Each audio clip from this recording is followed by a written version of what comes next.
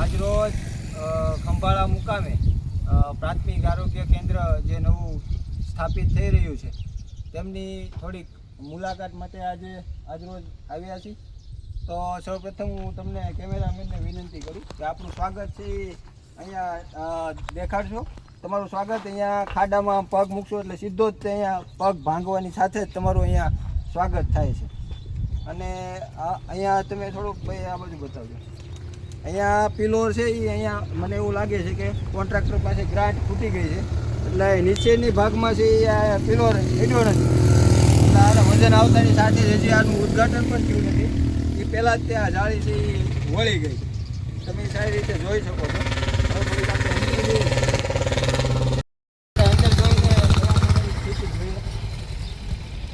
જો પહેલાં અહીંયા બતાવો.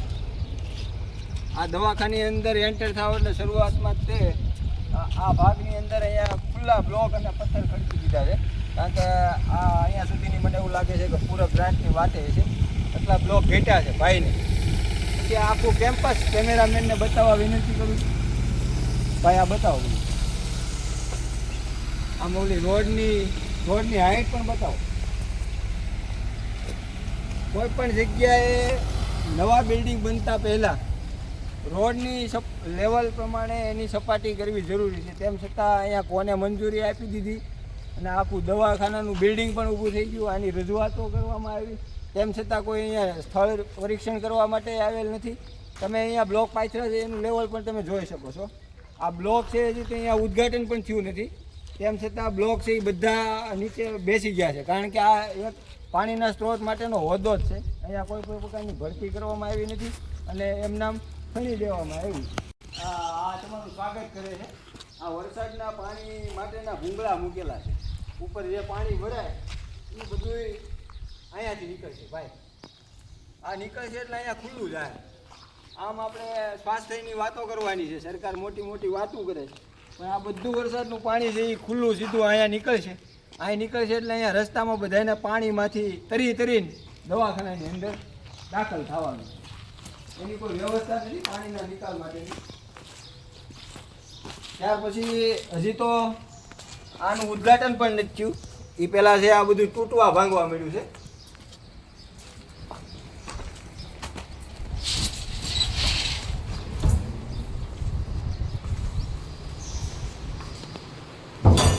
આ મુખ્ય દરવાજો છે દવાખાના. આ સ્ટોપ તમે જોઈ શકો છો. આ શેરી ક્વોલિટીનું મટીરિયલ બધું વાપરવામાં આવ્યું છે. આ લગભગ આમાં 4-5 જણાને એક બાવન ઊંચું કરી બંધ કરવી પડશે ત્યારે બંધ થાય છે. આ એમનામ નહીં થાય. આ મુખ્ય દરવાજો છે એ હાવ શેરી ક્વોલિટીની આઈટમથી ફિટ કરેલું છે. પછી આપણે આ બાજુ થોડા ઘા ધોવા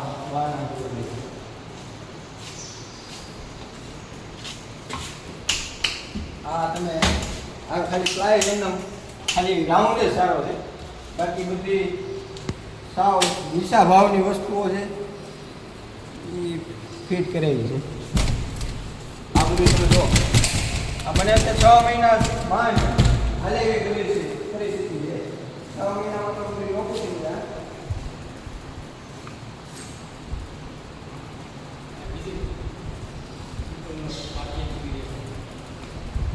એના બતાવો પાછા. અહીંયા તમે ભાઈ બતાવો જો હજી તો અહીંયા ઓલા પાટીએ બધા એમના છોટા છે સેન્ટિંગ વાળાના.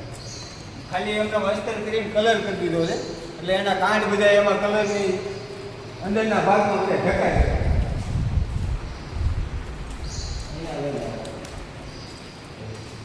આ બજારમાં છે ને આના 10 રૂપિયાની કિંમત છે આની. આ ખાલી એમના પવનથી આમ ખોલ બંધ થશે ને તો આ સ્ટોપર તૂટી જાય. આ ભાવનું પણ એટલું હલકી કક્ષાનું છે. તમે જો આમ પગ રાખીને વાવ એટલે ભાગી ગયું. આ ટૂંકમાં વળી જાય એટલું હાવ એટલે હાવ સસ્તું નાખેલું છે. 500 રૂપિયાની જેવું. પછી તમે અહીંયા બોર્ડે આવો. બોર્ડ તમને બતાવો. આ બોર્ડ છે ને એ શરૂ કર્યા પહેલાં અત્યારે અંદર વયું ગયું છે. આ બધું ખુલ્લું છે. જો આ બધું એમને ચોંટાડેલું છે. આ મને એમને થૂક લગાડીને આ બધું ચોંટાડ્યું એવું લાગે છે. હાથે બધું પડી જાય.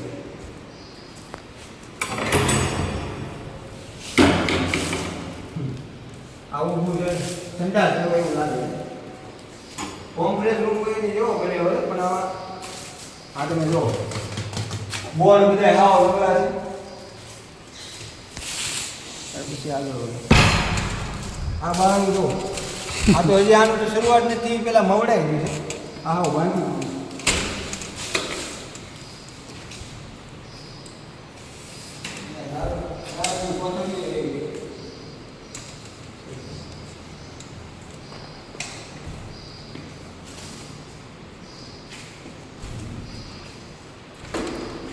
બધા આખા દવાખાનાની અંદર બધી જગ્યાએ આ સસ્તા ભાવમાં તમે જોઈ શકો છો. આ મોબાઈલનું ફિનિશિંગ તમે જોઈ શકો છો. આ બધી હાવ 2-3 રૂપિયાની આવે એવી આખું બધી ફિટ કરેલી.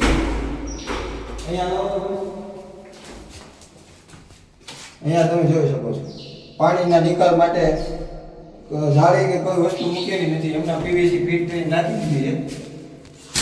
આ બધી હવા વજાસની બારીઓ તમે જોઈ શકો છો. આ તમે જોઈ શકો છો. આ ઇલેક્ટ્રિશિયન બહુ સારો એવો ઇલેક્ટ્રિશિયન છે. આ પહેલાં બધું ભૂલી ગયા. આ મને ચણવાનું શરૂઆત થાય ત્યારથી આ અંદરના ભાગમાં કરવાનું હોય વાયરિંગ. ત્યાં આખું તોડીને નીચેથી તમે જોઈ શકો છો. આ તોડીને અહીંયા સુધી આખું બધું નવે નવું તોડીને અહીંયા સુધી લાવ્યા છે. અહીંયા એને પ્લાસ્ટર લાપી મારી દીધી છે પાઇપ મૂકી અને પછી અહીંયા બોર્ડ મૂકી. આ આખું દિવાલ અંદર ફિટ કરવાનું હોય એની બહારની સાઈડ. એટલે બહુ સારા ડિગ્રીવાળા એન્જિનિયરો અહીંયા આવેલા છે ફિટિંગ માટે. પંખા બોર્ડ બારણા બધું હાવ સારી ક્વોલિટીનું ફિટ કરેલું છે. પછી આ દવાખાનાની અંદર વપરાયેલી આ બધી વસ્તુઓ આપણે થોડીક આને અંધારું એટલે ઉપર લઈ જઈએ. 1-2 વસ્તુ લેતા જઈએ પછી પાછા અહીંયા મૂકી દઈએ. આમાંથી 2-3 વસ્તુ લઈ જઈએ.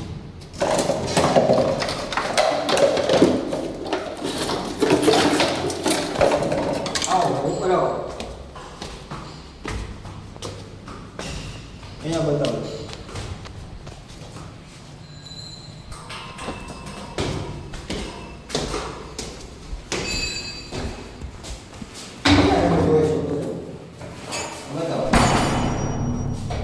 ખુલ્લામાં લઈ જાઓ.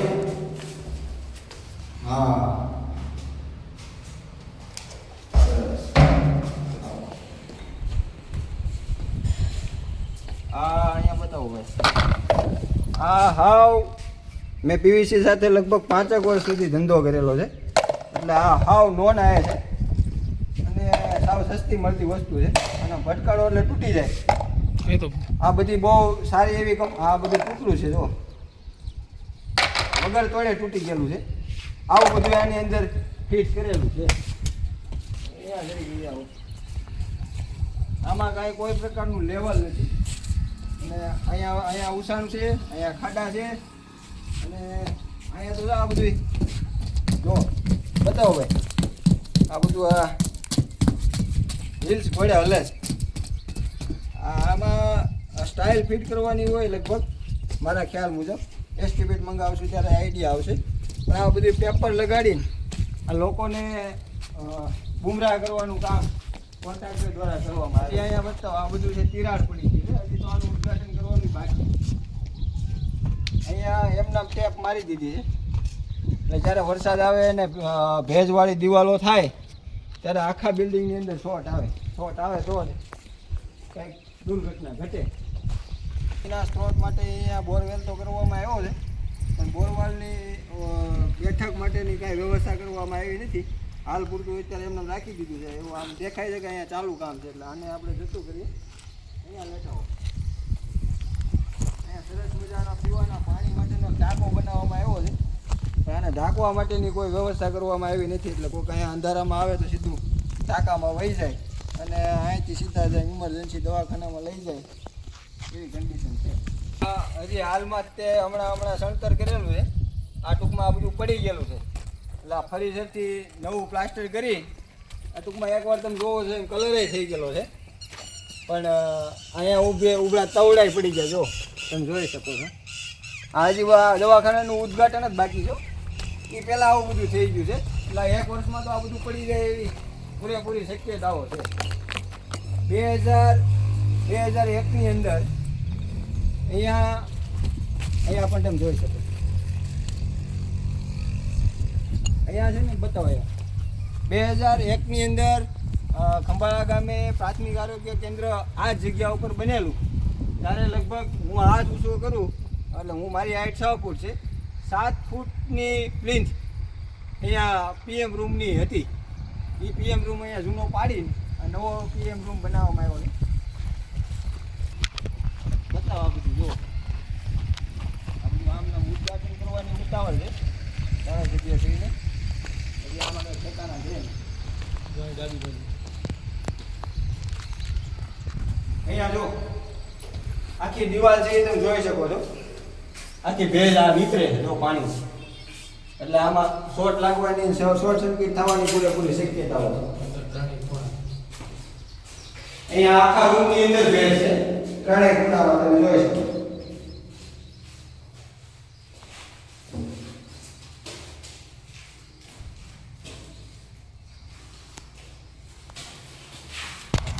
આ તમે જુઓ આ બીજી વાર પ્લાસ્ટર માર્યું છે અને તમે ખાલી અડશો ને તો પડી જાય. જો અડાડેલું છે